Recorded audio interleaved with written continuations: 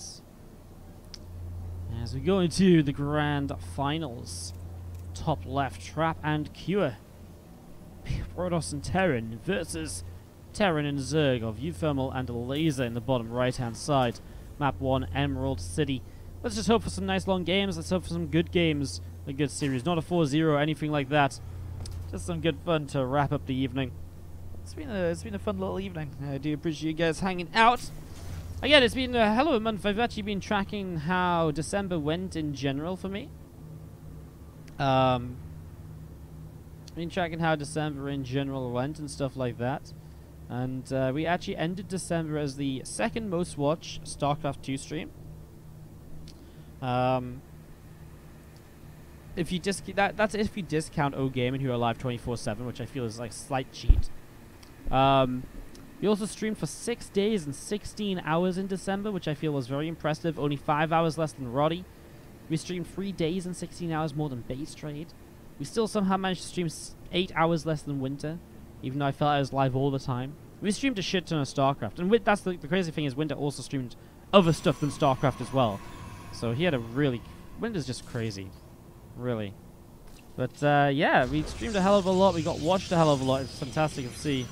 We were one of the highest average viewers for our streams as well. So December was a huge success, guys.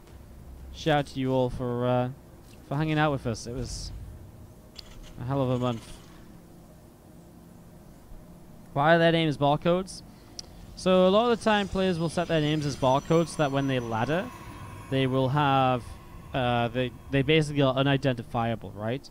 So when they're laddering, people can't just be like, oh, I'm playing against Bob, and I know Bob likes to play like this, so, or whatever, right? The other thing is to try and hide your builds when you're practicing for tournaments. So a lot of players will have multiple barcodes, and they'll kind of swap accounts every now and then and stuff, and just kind of make things confusing. Just because, basically, like, the more you swap accounts and stuff, the less easy it is to track you, and to track the sort of styles in which you're playing, kind of leading up to tournaments and so on. So, yeah.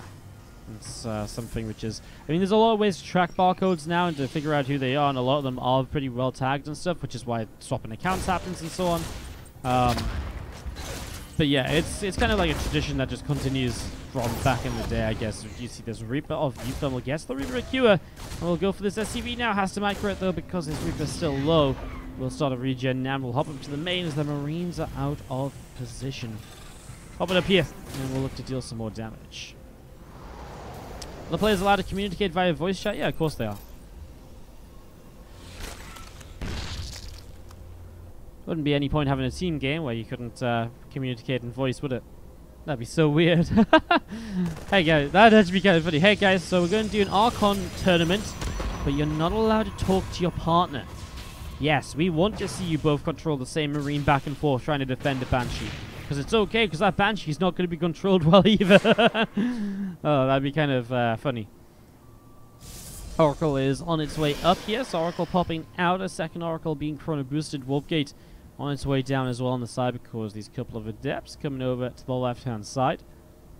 We are just going to be seeing that second speed finishing up here from the laser. Selling speed finishing up and yeah, getting this going. You'd be interested in listening to that at some point, so I'm going to share I've shared this idea before, and it is something I still really want to make work. I want to make a mini team league work where it's not really a team league, more so as it's like 2 people per team, but you can maybe have a sub.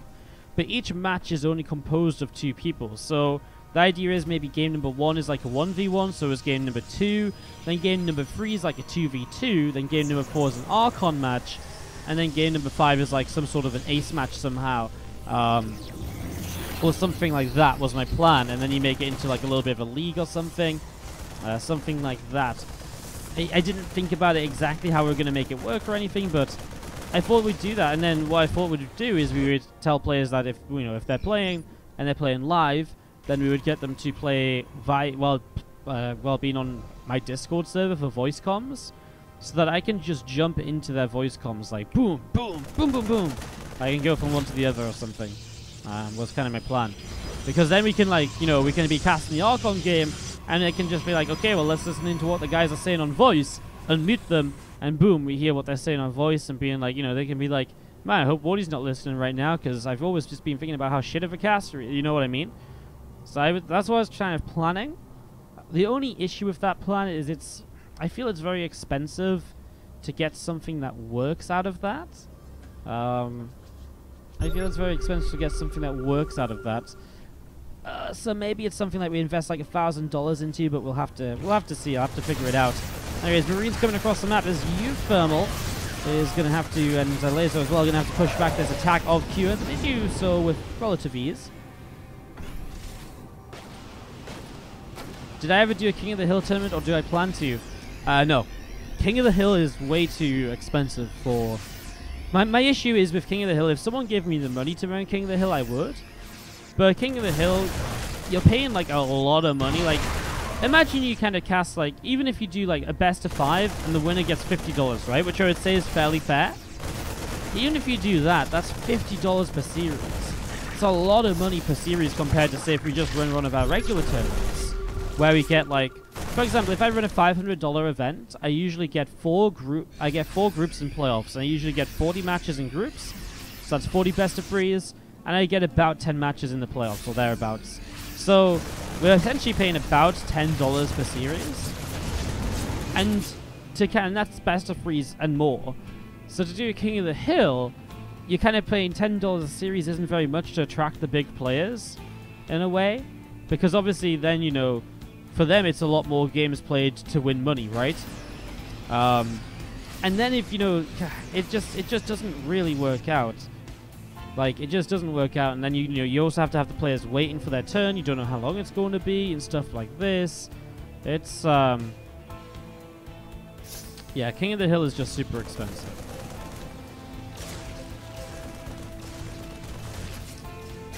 I could organize a big tournament, get sponsors. It doesn't happen. I've tried, trust me. No one wants to sponsor me because everyone that I ask about sponsoring, they just ask. I've literally had this multiple times. Anytime I've gotten anywhere for sponsor, eventually they just say, honestly, we're more interested in sponsoring someone that can provide better numbers, because there are StarCraft streamers that provide better numbers than you, so. Which is fair enough, like base rate can get like 3-4 times my viewership, so. I mean, I keep trying, but there's only so much you can do, you know? But, yeah, it's just in terms of like putting on enough money to kind of justify the players playing in the tournament, right? Because like, you want to make sure the players are getting paid for their time well, so that is my thing about like a 2v or like a mini team league thing, that idea. Is it's probably quite expensive to make something that works and like is fun and like gets all the matches. Because it'd be a bit of a league format, I think, that would work the best, but then you have to justify it with a good prize pool, right? Anyways, just a bit of an insight into prize money and tournament running and stuff like that for you guys that might be interested. As we see Marines and a medevac just chilling out to the right. I guess just a bit of a moment or two. There is a reason I run a very standard tournament format again and again. The reason we run that very standard tournament format is it works very well for me getting enough content out of it to make money back. But it also works very well in terms of its very minimal effort for the players, in the sense that they play a very standard format, it's no nonsense, they know to show up and play 1 day for groups. If they advance, they're already basically in the prize money as they play 1 more day for playoffs. So, yeah. These days it should be easy. I often have 3K viewers on the stream. I mean, I had 3K viewers like twice this month, so and that was during the like best season 4 online tournaments. So it's just having 1 good month isn't going to make sponsors be like, oh, we should sponsor you and give you loads of money. Anyways, here we go. This game's been set up for a while. We didn't talk much about it. A little bit distracted with questions from the chat, but obviously a laser set into Locust here, which didn't do much there right away. The game overall, I mean, uThermal was a supply lead against Cure, who's had a couple unsuccessful attacks. Laser's maxed out against Trap, who has a ton of Colossus, by the way. Oh, those Colossus, though, they wander in towards the tanks. Now those Roaches are going to try and dive for the Colossus. Oh, the Force Fields, the Stasis Ward. A disaster for Elazer. He loses so much there. Medevac going to jump over in towards the natural expansion. Marines in a tank are going to start pressing forwards. The Colossus is able to help push that medevac away. This one was going to jump up, and they're going to dive into this base. They might be able to get a base kill, as we are going to be seeing the Marines and a couple of tanks needed here from uThermal to defend the gold base of Elazer. Good teamwork here. Again, the best team so far today have definitely the ones who have been, you know, definitely kind of reinforcing their teammates' bases when they need it. The Swarm Host here didn't end up doing all that much. Colossus in position, and the Laser still being unsuccessful with that as this base will not go down. Finally does, but it's been a tough little kill there. Laser lost a lot of roaches trying to defend that. Now we see Marines in the main, but again, Colossus just shutting this down. 10.5 minutes here. We're going into a Mothership, a Fleet Beacon, a Tempest, Dark Shrine, late game. A Greater Spy on the way too. I like it. One track for maybe to see our longest game of the day so far, because this game is not really going anywhere fast. This is going to be sticking around a bit. So far so good. As you see, the Locust going to jump on over into the natural. This time they do right-click the Nexus, so they get rid of that right away. I wonder if last time they were trying to fight units, well, they were miscontrolled because the Laser was fighting on the bottom side. uThermal stims in and pick off a couple of units that were trailing away from that previous attack. A Laser rebuilds the gold right away. His 4 base is looking good as uThermal has his own 4th command set, starting to move up into position. Tempest is going to be taking their way through some siege tanks here. Oh, Corruptors show up, but then the Mothership shows up and there's no detection. That's a little bit of an annoyance, but he will actually hunt the Mothership down. I tell you what, there isn't actually that much anti-air. I mean, Tempests are not brilliant against Corruptors. Oh, gets their shield battery. His shield battery will keep it alive a bit longer, but not forever. Now we'll turn around and get some Colossus. I don't think he's too worried about these Tempests at the moment. Probably just thinks he can deal with Tempest later. Well, he dealt with a Colossus right away, then he goes for a Tempest. I don't think a Laser necessarily knows what is best here. As you see Marines and tanks coming forward with Locusts. Wow, okay. I mean, Locust is going to jump on this base on the bottom side. uThermal's pressing forwards as well. He was trying to set up tanks to defend, but he's in range of 1 tank, and that's about it. Those Locusts dropping down, dealt with pretty quickly. uThermal reinforced in the center of the map as he still has this army down the bottom.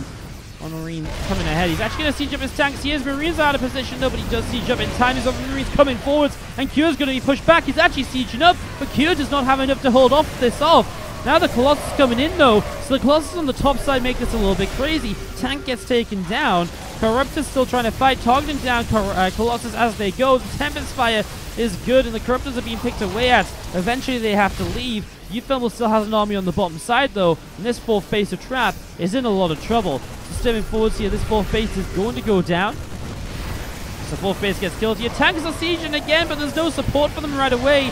So uThermal can jump on this fight and take it with comfort for a few moments, although there ended up being a few too many Marines there. His tank force here is still good, by the way. Roaches to back it up as we still see Corruptors flying in to fight what they can, but he needs to be careful. More Corruptors being built by a Laser. He might want to try and go into Broodlord sometime soon as well. It's a very, very exciting game, actually. Super late game here. Now the Tempest picking away at tanks. Looks like uThermal may have to give up this position.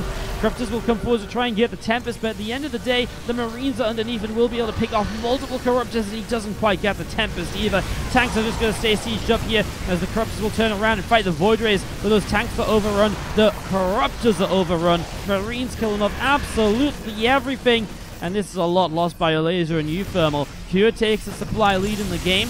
Trap is obviously looking good because his army is very expensive units. Pushing forwards. Well, I guess uThermal is still across the map, and these Swarmers are coming back in. Locust pressing forwards, although I don't know why the Swarmers are coming this far forward. It's not really necessary. Locust now jumping up in the skies, but that was a miss micro by a Laser. This army keeps pressing forwards. uThermal has a bit of a defense on the high ground. This might turn into a bit of a base trade because uThermal does have enough to force kind of a trade over on this side too. The Laser supply is dropping fast, although he does have some decent money. Still trying to fight with these Corruptors, but over Marines it's just not working out. The tank line is deep here for uThermal though, so those Marines are going to take a beating, and now he's going to stim in with Marines of his own. SCVs pulling in too, knowing he has to hold this position. Tempest though work their way through the tanks and are going to move on forwards. Meanwhile, Trap is knocked down to only, well, a single base because Corruptors picked off this base, or Swarmhost picked off this base earlier, and haven't picked that base off. It never got put back. So Trap is on 1 base, 67 supply. A Laser kind of has a base up here, and at least he has his tech sort of alive. Just building roaches at the moment. He has these Swarmers coming from the other side too. He might be able to clean this up. uThermal, I mean, honestly, there's not much to kill Marines anymore. The Colossus are dead, so stimming in, he could kill these Voids and that Tempest. He comes in from the top side too. Marines all over the place. Tempest goes down. uThermal pushes him away. QS supply, though, 162 is still terrifying here. But if you add up the supplies all across the board, it is 220 versus about 260. I mean, Trap also has a ton of workers that are just not useful because they're long distance mining and nothing more. Elazer has to run away with these swarm hosts and these drones. Tank siege up. Oh, you fell on the low ground. He's in a dangerous spot here. A little bit of a miss rally. He does have bases up the right side though, and Kua is down on just 2 bases as well, and they are mined out too. So actually, the income of these players is very low. uThermal will be towering above them. So actually, the income here very good for uThermal and Elazer. You see those tanks are the biggest issue as we see a tank on the low ground trying to help out. I tell you what though, if these locusts get on top of the siege tanks there, the Marines of uThermal could press in and he's going to go with the locusts maybe. Oh man, his Marines are such low HP, but he does get a bit of a jump on the army. It's tough to say who that even favors really in the end. Roach is coming in from the other side, going to try and dive the siege tanks, but the tanks are doing so much damage. All those Roaches only get 1 tank. uThermal desperately trying to hang on in here. Again, these bases top right side, bases his opponents don't know about. Those are keeping him in the game because they're keeping him producing units. Sims forward, grabs the final tank that's siege for the moment here, and he will fight back those Marines, and a mortal or 2 showing up. Another tank siege, but uThermal could probably take a more forward position now anyways. He's going to jump on that tank. He's got the Marine number. uThermal's turned it around. An 84 to 47 army supply between the Terrans. uThermal leads. And Elazer 60 army supply to 3. So it looks as though maybe uThermal and Elazer can make this happen. Absolutely fantastic game of TVZ. TVZ versus TVZ. Guys, I don't even know what's going on, guys. Absolutely crazy. Absolutely crazy here. Plus 3 vehicle weapons on the way up. More Marines, another tank coming in. Roaches are going to run over to the left side here. They're going to find themselves a base backed up by tanks. As we are going to be seeing, I mean, those are some SCVs, long distance mining. Again, a lot of Kua's supply advantage wasn't workers that he just couldn't really mine with. He does have this gold base now, but the tanks on the low ground are dangerous. The Liberator's here to support as well. The 1 tank goes down anyways. Now they've got some great positions to work with, and these Marines, they are in trouble. Tanks continue to edge their way forwards. And uThermal is going to pick his way through this orbital command. The swarm host looks are here to help out now and again as well. The orbital will not go down just yet, but only because the Marines would rather fight the Marines of his opponent. Tank sieging up. The Liberators could probably push forwards, but he doesn't need to, as SCVs are being chased away. And Kua and Trap are out of options. They actually are out of options. They type out GG. What a game. Holy mackerel. Wow, I just can't quite get over that first game. Just the base trade kicks off, and it looks like Kua and Trap are just going to push across the map and win, but the Colossus go down. With the Colossus down, it's a crazy turnaround. Bottom left, our red Protoss Trap and our blue Terran Kua against the teal Zerg Elazer and the purple Terran uThermal. This is fun to watch. This has been a lot of fun to watch. Trust me, I am really interested in maybe running some more TV2 stuff in the future after watching this. I missed 100 bits somewhere. Actually, they just came in. Bits from Nits. Thank you so much for the 100. Appreciate it. Woody, have you ever thought about not shaving and growing a beard? I feel it looked good on you. No, because every time I don't shave for about 4 days, someone in Twitch chat goes, Woody, do you know you haven't shaved today? I can see you on that webcam and you look like you haven't shaved. Why haven't you shaved today, Wardy? Wardy, I don't think you shouldn't shave. I think you should shave, Wardy. No, they're pretty good at it. They notice quite quick. It's like one day, I'm just like, fuck, wake up a bit late, jump in the shower, quick shower, just don't have time to get ready properly. And they're like, Wardy. Who cares what Randos and Twitch chat? I also just like shaving. It's just it's just the Twitch chat always amuses me because people get really bothered. Like people get really bothered by it. They're like, they think they're like real professionals for pointing it out. They're like, oh, rubbing my hands together. I've seen something on the webcam I can point out to the streamer to maybe make him feel slightly insecure. Did you know you haven't shaved? I can see some rough stubble on your face. I'm only 7 years old, so I think that's really hilarious. Ha ha ha. Yeah, that's what's going on. But I also have a shaving sponsor, so I do try and shave as well. I kind of enjoy shaving. You should check them out, !Carries. If you're in the US, UK, or Canada, you can get a discount on your starter set. Definitely worth checking out. I love it. You got any questions, feel free to ask. be happy to answer. Multi-rack sweeper here from uThermal. 3-rack sweeper getting going. A couple of depth shading towards the upper right-hand side. And the Twilight Council dropping down here from Trappers. A couple of Reapers getting to work.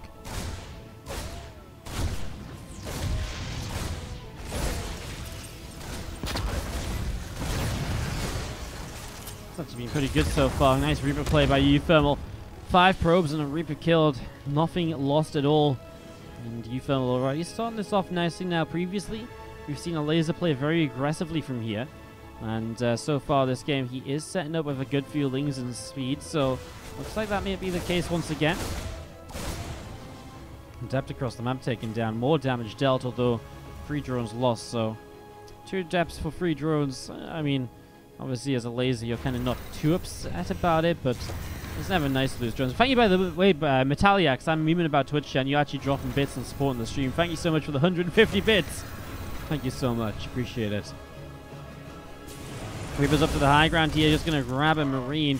Got that dangerous number of Reapers where Hellions start to die very quickly, but extra Hellions being reacted out.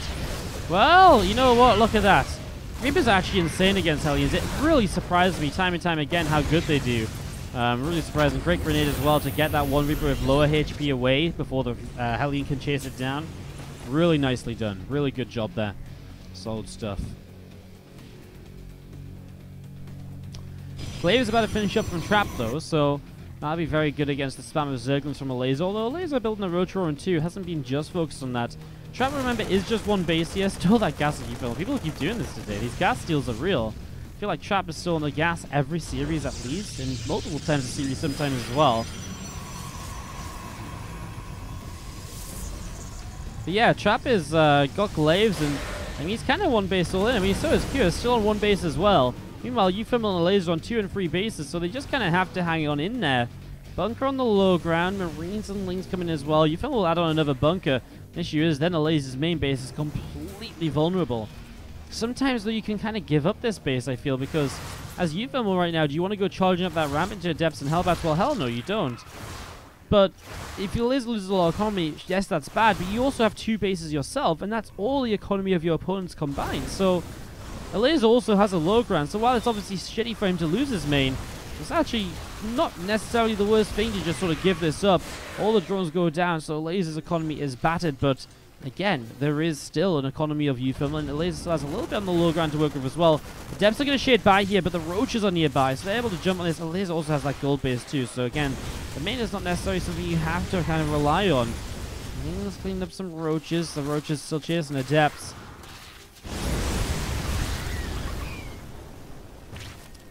I'm just going to jump up here. Again, that main base is kind of being camped out now by these Hellions in the depths, but roaches are going to keep chasing this down. It's a lot of adepts, though. I actually don't know if these many roaches can fight that many adepts. He's going to be seeing the Hellions coming in to surround them, so Elazer's going to get a little bit stuck. uThermal, again, is very cautious about fighting. He knows his Marines get shredded by Hellions and adepts, so he's playing very passively. Good raise from the depot to block the adept shading in. Multiple bunkers, siege tank as well. I like uThermal's setup, honestly, and I think it's good for him. But we will see, because the Trap and the Cure, it's just the fact they're still on one base, right? That's the thing. They have to kill uThermal, otherwise uThermal has 2 bases, and, you know, plus the economy of Elazer, a few roaches mixed in.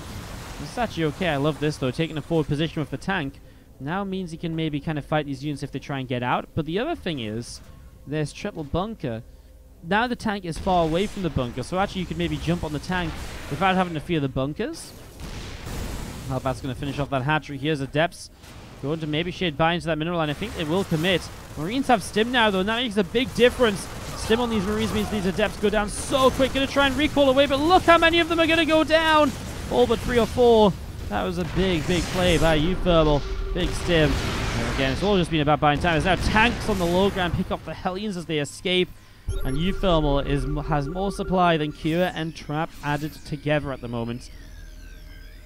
Plus, Elazer still has roaches, and he actually has 29 drones on that gold base. Actually puts him into a pretty strong economy for the most part. So Elazer's looking pretty good. uThermal's looking pretty good, especially when you just consider Q and Trap are only just now expanding. I kind of like it for the Europeans here. As Europe looking to maybe take a 2-0 lead over Korea in this grand final best of 7.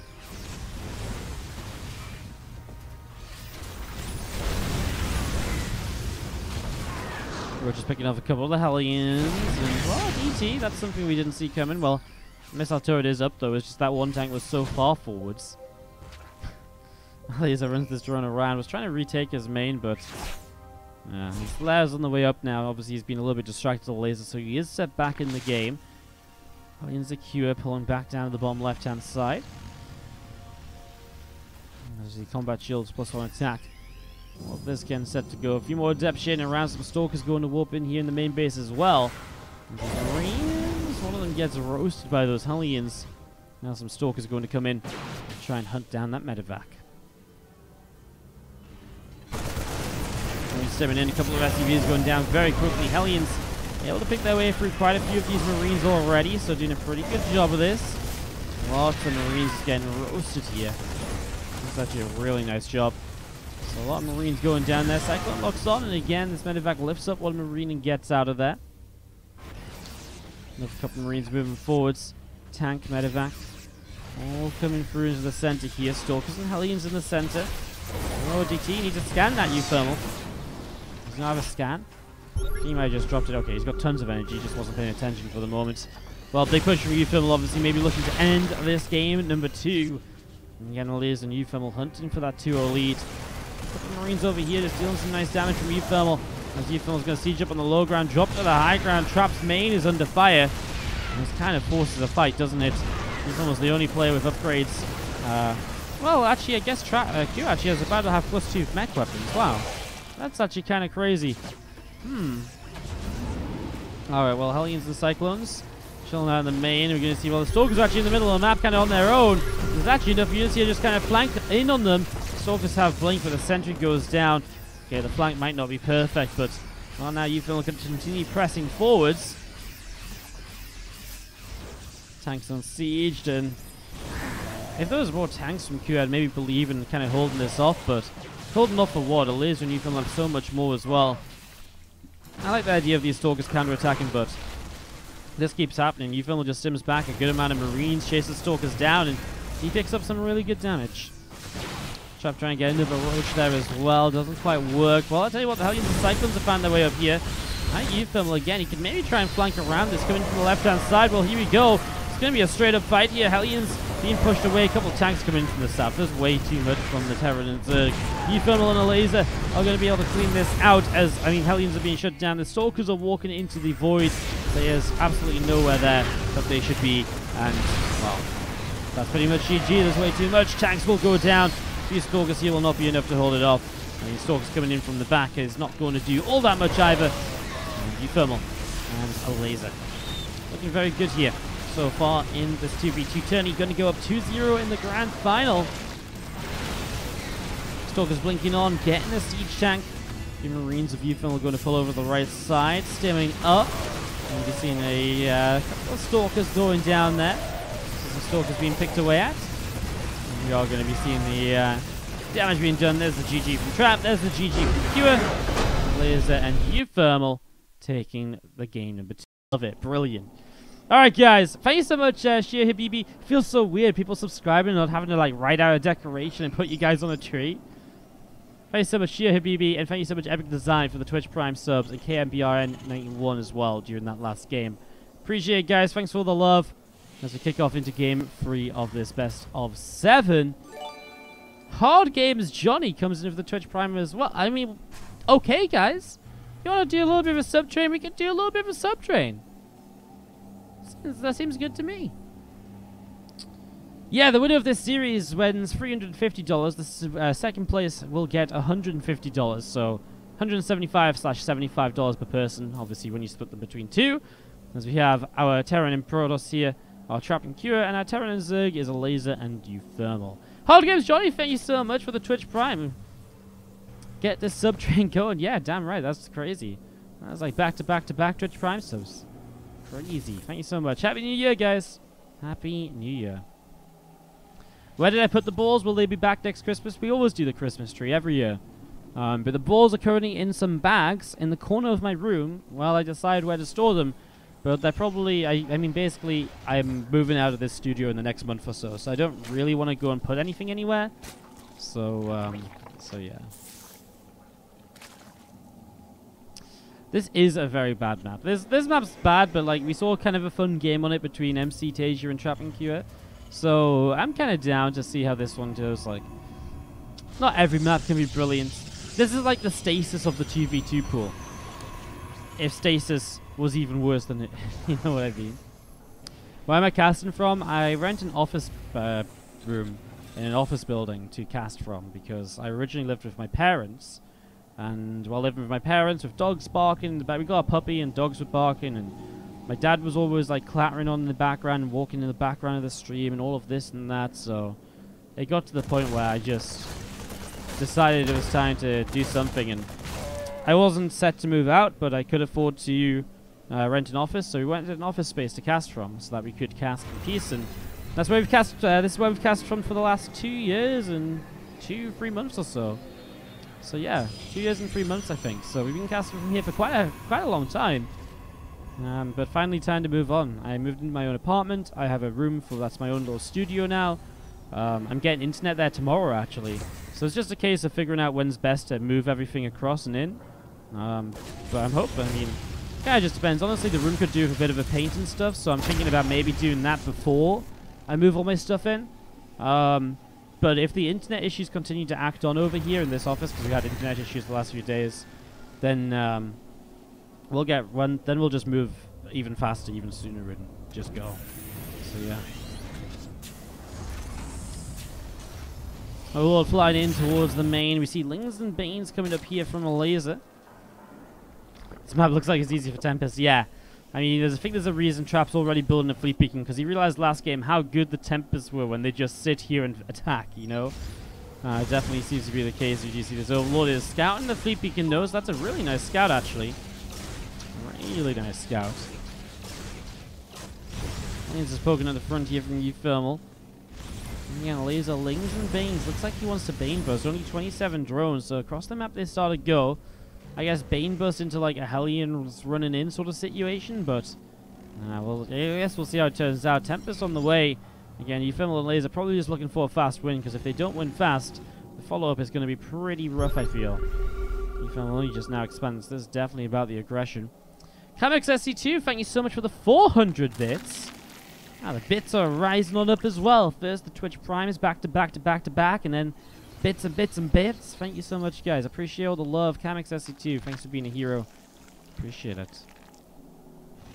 Alright, well, Bane's almost ready here as uThermal's just cruising down the low ground. That first Banshee goes down in an instant. Doesn't really do anything as here we go. Hellion's poking at the front. The Banes are running up. I mean, the depots are low, so the Banes get straight in, but oh my god. The Hellions obviously get a big connection. Okay, the pylon goes down. The Lings will stream in. Well, you know what? The Hellions are kind of low. So there is some potential here, maybe from the lasers. He runs up there. Probe's in some trouble, and SCV is taking some hits as well. Sorry, those are uThermal's Hellions. I'm so dumb. God damn it, I'm getting confused. uThermal's Hellions actually in over here. Okay, well, that's some potential. Banshee shows up as well. Shield battery is going to be drained of energy because the Hellion splash damage obviously stacks up quite a lot. And there's still Lings in a couple of mineral lines, so you're down to 16 SCVs. Laser and uThermal with their attack here has kind of done enough, I think, maybe. Here will land some Vikings to help defend. As you see multiple Tempests on the way up, though, and I don't know what the answer is to this. Well, maybe just continue to stream Lings in. At the moment, that's kind of going quite well for him. So continue to stream these in right here. And as we do see, I still feel like these Tempests might have an opportunity if you can get these Lings under control. Tempests across the map have some chance, I think, but that's a lot of Lings still streaming across, guys. It's not going to be easy at all. Thank you so much, the Witch King 148 coming in with the 20 bits as well. Thank you so much. A couple of Hellions coming down, picking off that Banshee.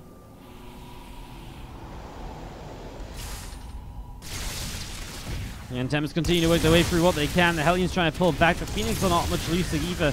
The issue is you just can't seem to have the chance to get this re-walled. Maybe a Laser and uThermal will just shut this down just like that. I still want to kind of believe in these Tempests counter-attacking or something, but well, because there is a point of this where maybe if there's enough Tempest counter-attacking, there isn't anything to actually deal with it. But now uThermal's building, 3 starports. He already has one. So, yeah, kind of feels like you'll have enough Vikings, doesn't it? Man. So uThermal and Laser are about to go 3-0 up in this best of 7. That's crazy. That's actually kind of crazy.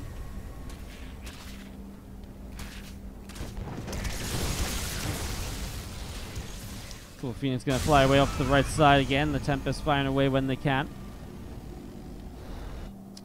Zergling still just gathering up in the low ground, and well, I mean the Tempest will continue to press forwards here as we've seen Lings.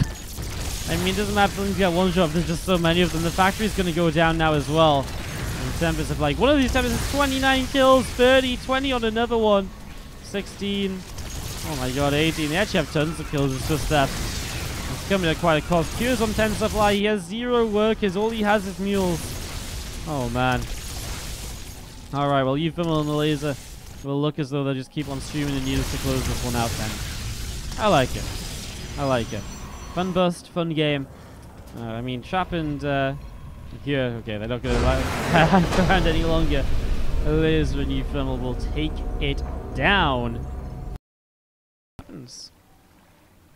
Top right, Red Protoss and Blue Terran is trapped with QS. The bottom side, Purple Zerg and Teal Terran. uThermal Elazer. What inspired the decision not to have an ad break? Because this was game free, and we run ad breaks every 2 maps. I try to stay pretty true to the ad breaks every 2 maps or so. Usually it's kind of a timer thing, so like if map number 1 is like 35 minutes long, we might run an ad break between map 1 and 2, for example. But usually I run every 2 maps, or there's some other like somewhat arbitrary number that I have set, which is like the number of ads I'm happy playing per time period. So if like games 1 and 2 are super fast as well, we will sometimes also take skip the break, for example.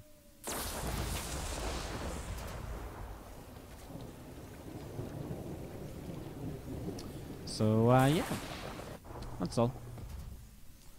I just have a very well defined sort of setup of how many ads I want to run per stream, based on how many games we have or the length of the stream, for example. So it's just all kind of very predetermined, really. There's 2 gateways opening here from Trap. Everyone's been opening aggressively on this map. Not surprised to see the Zerg already jumping into a very forward gold base, so that's very forwards. You've seen some bases over here quite quick and so on, but the gold is kind of crazy. And he's going to check it as well as the Trap. I mean, the thing is, with these 2 adepts probably coming up, the pressure that able to be applied to this gold is crazy. Because you can be you're going to be really pressed for a laser to reinforce all the way down here to protect this. So that's going to be a little bit tough, as we see uThermal going into that factory, and it is a reactor on the racks. Probably some Hellions here then early on. This map has a lot of dead space, just kind of, you know, if you just kind of move around the entire of the map, there's so much wasted space. Oh, well, you know, there's a broken down car over here. What else do you think you can find? Oh, another car. Anything? Ooh, what's that? Nope, just another car. Anything that isn't just a car out in the water. Well, we've got all this random stuff. Is that a... Oh, okay. Interesting. Those are just cars then. Alright, well, yeah, the dead space is pretty bad. As you see the Adepts coming over. And we are going to be seeing the Reaper hopping out to poke away through that hatchery.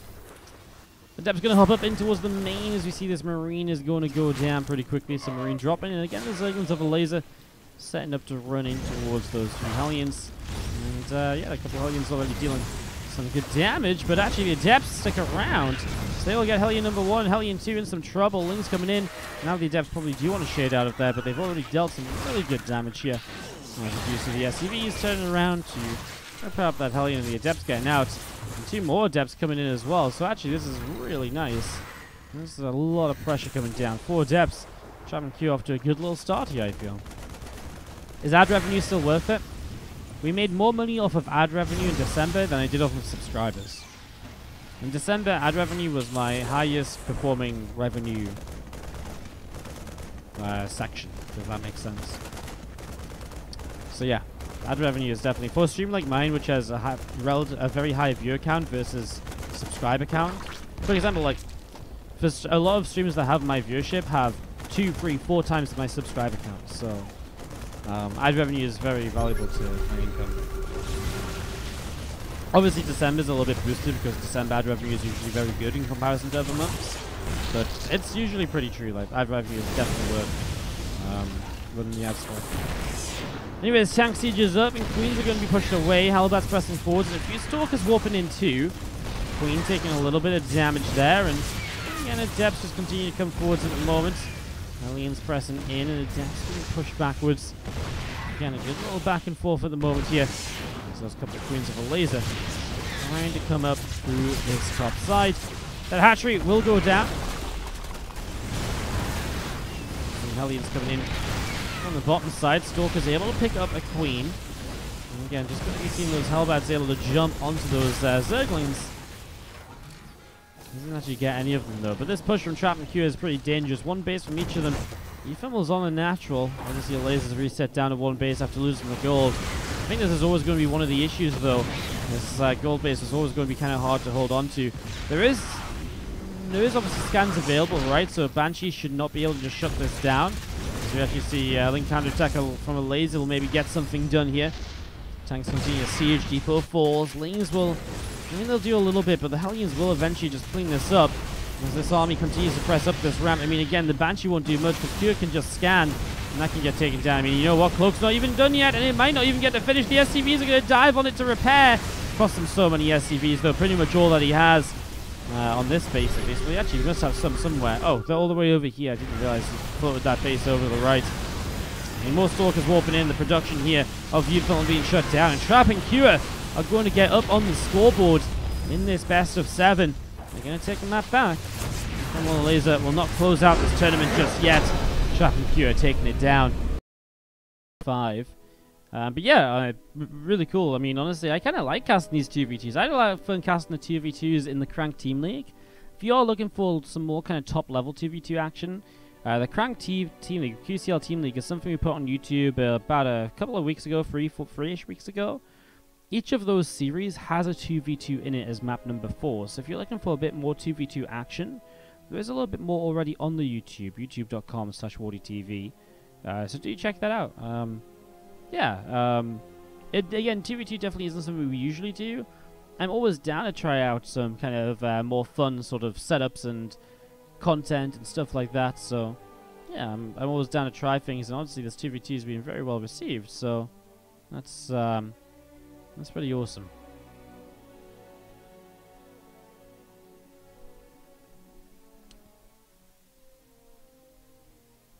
Need more 2v2 turns? That definitely seems like something. The thing is, there seems to be. It's just difficult. I was just saying this, but it's really, really, really difficult to really sort of set up like proper to kind of get people to play like weirder formats or 2v2 stuff. You have to really time it well. Like this was played just before Christmas, I think. It was a good time. There's not a lot of serious tournaments going on, right? So it's very easy to get a bunch of top-level players to take part. But it can be a bit tough at times to kind of convince people during the WCS season and so on, that sort of thing, to kind of come and play a 2v2 tournament. For obvious reasons, they're all practicing 1v1 for WCS and so on, right? So, yeah. It is interesting. Anyways, it's been awesome, actually. The length of the broadcast has actually surprised me a little bit. I didn't think, I don't know. I didn't know what I was expecting, I guess. 4 best of 3s, 2 best of 5s, and a best of 7. But we're about 5 hours into the stream right now, so hello to you all. If you just tuned in or if you've been here all evening, good to see you.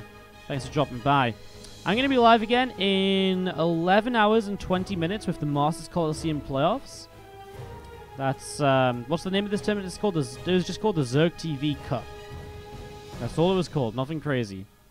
But yeah, in 11 hours and 20 minutes, I'm going to be live with the Masters Coliseum Playoffs with the following matches. Maru versus TY.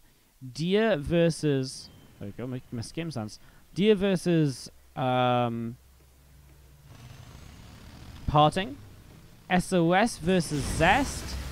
And also Sue versus Solar. So that starts in 11 hours and 20 minutes. If you're around for that, awesome, come check it out. Fingers crossed we don't have internet issues. If we do, I'll definitely get around to casting it over time, but that's coming up tomorrow. That's tomorrow's content, and then on Wednesday we start our OSC Championship. It's an event we've cast the last 2 years. It's been a lot of fun both times, and Wednesday we start off all over again. 50 players fighting over 10 days to see who will become the 6th OSC champion after 650 tournaments throughout 2018. These players have been earning points in the top 50, are ready to do battle. So that starts with Group A on Wednesday, also from midday CET.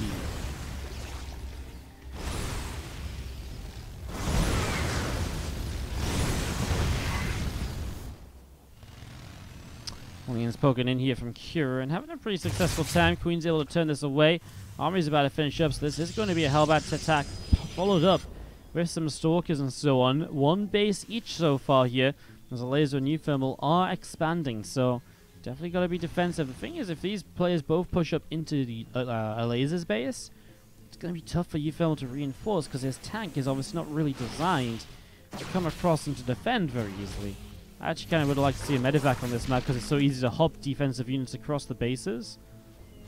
As well, Queens and Roaches, they do have a single width ramp to defend, but those units are starting to come up already. First two Hellbats go down pretty quick. 3 Queens, Roaches coming through, a couple of Lings going in. I like it. The Lings waiting until they can get on the Stalker and the Adept, rather than having to go onto the Hellbats, which obviously deal a lot of splash damage to Lings and kill them off very easily. uThermal will start to bring his units forwards, try to deal with this as Elazer backing away, but the Stalkers are so good in this sort of number against these Roaches, and they have Flink as well. Super powerful. Well, drones will pull in to try and defend this here. Tanks on the low ground will try and get a pylon. uThermal going to get rid of that. Will actually continue to fight some Stalkers that run through as well. Gets one of them already. Probably worth just getting the pylon, stop the warp in, right? The siege up on the low ground, actually. The Stalkers can blink on top, and that tank on the high ground doesn't quite go down yet. Roaches will break through it. Elazer and uThermal kind of holding on here. If they do hold on, obviously great for them. They're up a base apiece. And that could maybe be the end of this tournament. As we're going to be seeing the Stalkers blinking up again, though, and Elazer will not hold on to this. That's the kind of reality. On the other side of the map, the Liberator sieged up and got 5 kills. Cyclone comes in now. Liberator might be able to get away. Dead airspace is available. So Liberator survives. Good lost mining time. Paused by uThermal, making up for the fact that his teammate Elazer here has pretty much been ransacked in the main. So Elazer being shut down. uThermal obviously just going to sit tight in his own main, going into a couple more racks. It's kind of that point where you might just say as uThermal, well, I'm dealing a lot of damage with my Liberator. I know his economy is not where it wants to be. This Viking just picked off 6 workers as well, by the way, and a Stalker. It might just be this point in the game where uThermal says, okay, well, I've got a better economy right now. I might be able to turn this into a 1v2 situation, which is truly possible. It is something that can happen in these 2v2s if one player has more than the other two combined. And again, essentially, uThermal's on 2 bases, while Cure and Trap combined are on 2 bases, right? In fact, Trap isn't even mining gas properly, just now starting to fix that. Elazer's trying to run around those drones, but there's only so much you can do. He'll try and surround a Stalker or so. Any kill he can get is a kill that helps uThermal out, though, as those drones are kind of destined to die, so the more damage you do with them, the better you maybe make the game for your teammates here. Elazer is pretty much dead, and this is going to be down to uThermal, who's setting up in towards that bio. I definitely do not think there's a way for Cure and Trap to break uThermal on the 2 bases he's on right now. So I think the players will have to look towards expanding here and post-expansions, see what they can do. Obviously, if they both expand, then they're both going to be, I mean, as soon as one of them expands, they start getting towards the point where they're going to have more economy than uThermal does. And yeah, it's difficult to afford an expansion now. You're going to have to cut units. Do you want to cut units? Elazer really has barely anything left at the moment. I do get worried, though. I mean, this is still no natural expansion from either of the players. Looks like the Stalkers want to blink up to the high ground here, but the defense from uThermal, so many tanks and so on. I'd be very impressed if Trap was able to do anything here without just losing out massively.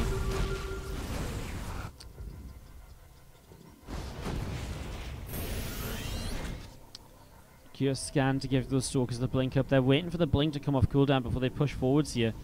Combat shields is the further away, or the closer, further out, kind of more exposed sort of tech lab here. I guess for where the Stalkers were, they're going to be able to blink to the low ground. That's a nice position here. Good move by Trap. Look at Elazer still trying to help his team out wherever he can.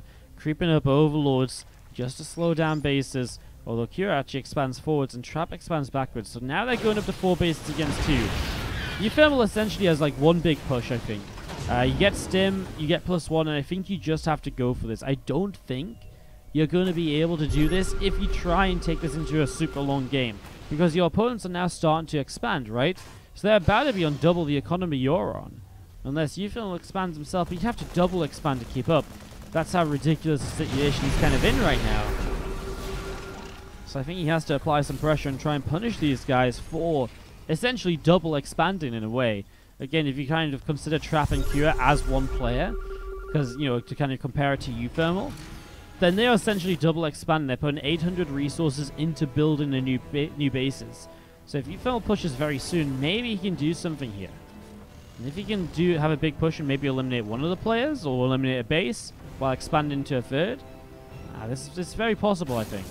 That tank is absolutely stuck, by the way. I think he wanted to keep it at home anyways, though. Alright, well, here's the push from uThermal. I mean, this is the sort of thing that he really needs to get going. The supply is 122 to 69 and 63, so it's 122 to about 130-ish. But uThermal does have a +1 upgrade. His opponents do not have upgrades in attack or armor. He has stim and combat shields against, well, the regular blink and so on. uThermal wants to build a CC. He has a third CC to go onto the gold base. Stalkers are going to blink in, but I tell you what, there's a tank here and Marines. Oh no, Stalkers are in trouble. uThermal realizes the opportunity, will jump on as many as he can. Now that was nice, gets a couple Stalkers. Obviously they're kind of out of position now as well. If they come back in from the left side, well actually they're just going to get caught by this army. uThermal going to load up and, ooh, well, Stalkers here might be able to get a tank or so. They will get a tank, but uThermal is dropping into the main base. What a position for his siege tanks to work from. Well, that's going to be really deadly. Oh, that tank though is going to get a big shot on Marines. Some Stalkers trying to blink forwards here. Results charging in as well. uThermal, would he have been better off just going for one larger push? Maybe he would have been, because this is a cleanup here. I like the idea though, but I just feel like with those Stalkers coming in from the other side, he wasn't super pressured to get up there, but I guess it's hard to get up this ramp anyway, so maybe the main was his better option. Mass unload of Marines over here now as he scans, and you will see, well, that's a couple of High Templar that won't do anything right away. Those Zealots will melt to the +1 attack as well. High Templar do manage to feed back the Medivacs, but the Archon goes down. That's a very expensive pickoff. Storm will be denied. Big pickoff on the Templar Archives there. If he gets it, he will not actually. He's going to lift up and get out and try and keep those Medivacs alive. He'll just get out. uThermal, again, is playing a, well, I wonder if actually, yeah, look at that. Elazer is going to control this medevac. So that's something I was just wondering there.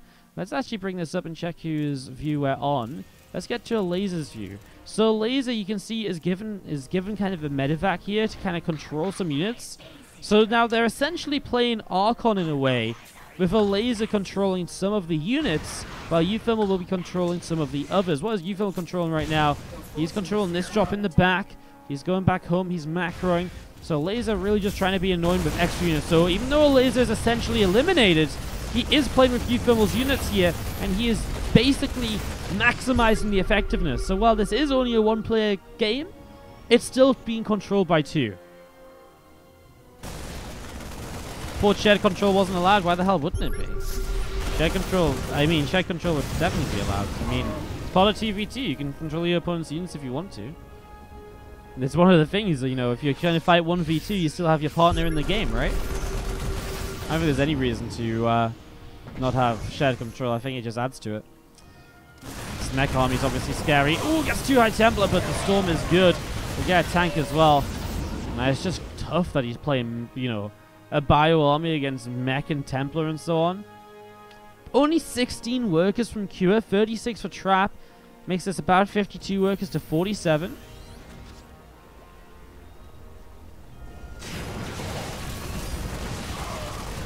He's going to be able to pick up a couple of extra Stalkers here. Zealots will be able to slice down the Marines. And this little bit of a Bioforce coming in will get the Templar Archives, so can stop further Templar coming in. Honestly, any probe kill right now is huge. Wants to die for those Templar. It's expensive, though. So a lot of Medivacs a lot of Bio going down for that. Feedback will finish that one off as well. Just going to push through this top side to the rocks. And again, these Medivacs of uThermal starting to come back home. 108 to about 140 supply. I think uThermal's starting to die off a little bit here, though. I think it's starting to become a little bit troubling. Elazer still has a few Marines, which he will control to the best of his ability. Again, Kira is really being ransacked in terms of economy. Look at this. He could just focus over here because uThermal is focusing on the fight back at home. So Elazer can focus on the micro and individual Marines for the most part. Look at that. Lift up, drop down. Oh my god, he's killing all of the SCVs. 3 kills on one Marine, 11 on the other. Lifts up from the Hellions. Well, Kira is down on 6 workers. He doesn't really have economy left. uThermal's struggling to get a third base up, though. He lost that previously. I'm not sure what exactly to. Those 2 Marines are now 1 as Elazer looks for other options, other opportunities. Shove battery here is probably not a bad idea. Gets another SCV. And the problem is here. Oh, you know what? Kira's on siege. Here we go. uThermal stims in. He's going to get a bunch of damage, but he's also got units and medivacs that could be elsewhere. Could be down on the ground. Bit of a shame. uThermal is long distance mining this third base over here as he gets that gold up and running. So gold is about to be up and running now. It's a tough hold off though, isn't it? It's a really tough position to hold. 1-1 upgrade is obviously going to help a lot, especially against the Protoss army. Templar coming in here, the Zealots as well. A few Marines coming down. The issue is now you're going to let the mech army take position over here. You unsiege one of the tanks. Oh, bad timing. And we've seen the Hellbats moving through. Tanks just moving forward. It's getting really difficult for the uThermal army to hold off. He will be able to maybe come in from a flank. Maybe jump on the mech before the Zealots and the High Templar join in. Here you go. One of the tanks sieging up as well. Sims the units from the back. Honestly, only a couple tanks left. Cleans up the tanks. The Hellbats will drop. Kira's army is gone. Now it's Trap versus uThermal. Kira has 7 workers and 11 army supply. This is Terran versus Protoss now. Marines stim in to kill the gold-based workers. Oh no. Well, that's going to happen. uThermal has a base that he can fly back down to a gold as well. Bio cleaning out these Zealots. Again, they're unupgraded Zealots. uThermal's making this happen. His army's holding out. Again, Kira barely has anything. You can add a tank here and a couple of Hellions there, but really not that much. Stalkers coming in. SCVs will pull up back up to the high ground. This base needs to go somewhere. Just go here. Just land over here. It's so... I mean, the gold's nice, but it's just safe to land here. Much safer, and that's what he's going to do. Okay. Another tank pops out. Going to see the Hellion gets picked off here. So Hellion goes down. Stalkers and High Templar continuing up the ramp. CC about to land again. Much needed economy from uThermal. He is not mining much compared to Trap, who has got a natural that's way, way, way fresher than uThermal, so it's taken much later. And a gold base. So uThermal is mining less. But obviously, again, better upgrades might be able to make him trade better. The storms are going to make life difficult, though. Man, his bio is so bruised and battered, isn't it? Medevac's gathering up. Tank will siege. SCVs are pulling away. Now it's the Protoss army that takes this position, when once before it was the mech army. Storms dropping down. High Templar are leading the charge up the swamp because Trap can't really even afford Zealots at this stage. Bio continue to press on forwards. You're going to be seeing the High Templar still dropping storms. Okay, now it kind of feels like uThermal maybe doesn't quite have enough. The Medivacs are kind of all that's left over. Across the map, some Marines are still going on. GG's are called, and Kira and Trap will take it down. But that was... We start to the top left-hand side. Our red Zerg is Elazer. And the blue Terran is uThermal. Bottom right, the purple Terran is Kira. And the teal Protoss is Trap. They need to win another here. They were down 0-3. Now they're down 2-3. Crazy games, though. Honestly, I just love the... There was a moment in that game where uThermal said, and obviously uThermal and Elazer decided, right, you know, basically this is uThermal versus them now, and so uThermal stopped trying to help Elazer, defended his own base, and got ready for a big push. I just wonder what would have happened if that first push of uThermal just went a little bit better, because that push really did not go well for him. Just wonder how that would have gone if it was just a little better for uThermal. Just a tiny little bit. Overlord moving through down towards the bottom right side. This Prober Trap heading towards the upper left. Did Tejavis B already happen? All these games already happened, actually. If you're coming in from the TL calendar, we are actually in the grand finals. I don't think anyone was updating the TL calendar as we went. But, yeah, all the games already happened. Apart from this, our grand finals. Which we're in game 6 out of potentially 7. Oh, man. Oh, Trap opens double gateway, and he won't be able to get out of his main because uThermal Engineering Bay blocks him. God damn. We saw this in one of the earlier matches, and, well, this is just silly. The fact that you can actually do this. And, well, there you go. Trap is going to be like, well, that's not good. Kill will begin to expand, but obviously Trap will not be able to help an attack on Kira's base, so now uThermal and Elazer could get quite aggressive with each other. Stalkers on the way up because they will fight, of course, the engineering bay much better than Adepts would.